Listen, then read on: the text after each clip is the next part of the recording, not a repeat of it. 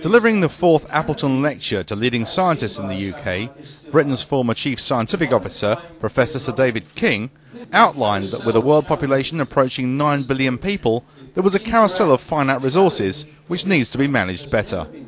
The resources I'm referring to, for example, are fresh water. How do we produce fresh water for 9 billion people, which is used in growing crops, which is used in washing, creating hygienic conditions and so on? Food production, energy production, climate change as the most difficult of all of these challenges to face up to.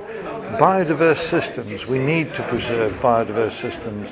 To date, we have already gone into the 6th mass extinction. The extinction is as big as the last extinction several hundred million years ago, just from the size of our footprint.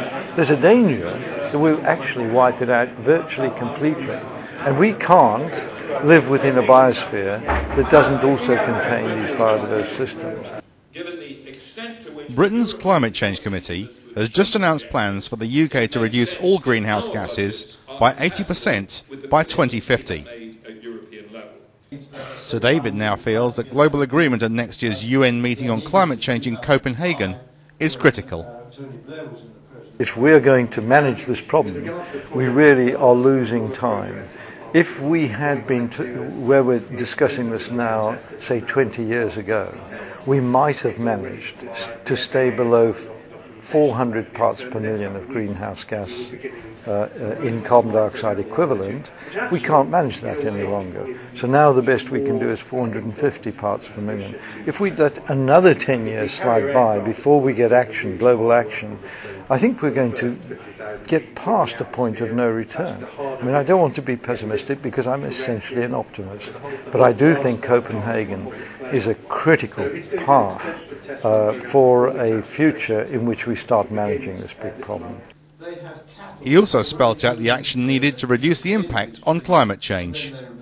What we must have is an agreement on the level of greenhouse gases we should stay below, the asymptotic level. I think we have to have trajectories for each of the major nations agreed to as we go through to mid-century. And my favourite trajectory is one which involves each and every country agreeing to go towards 2 tons per person per annum by mid-century. In Britain, we're currently at 11 tons per person per annum.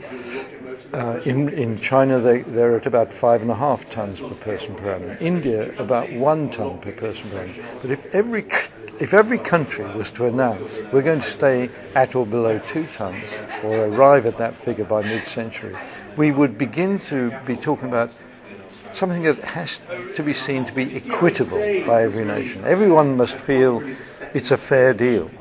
And that's what it's all about. An overriding factor is to ensure the United States, under President-elect Barack Obama, and other leading nations collectively agreed on measures to tackle climate change.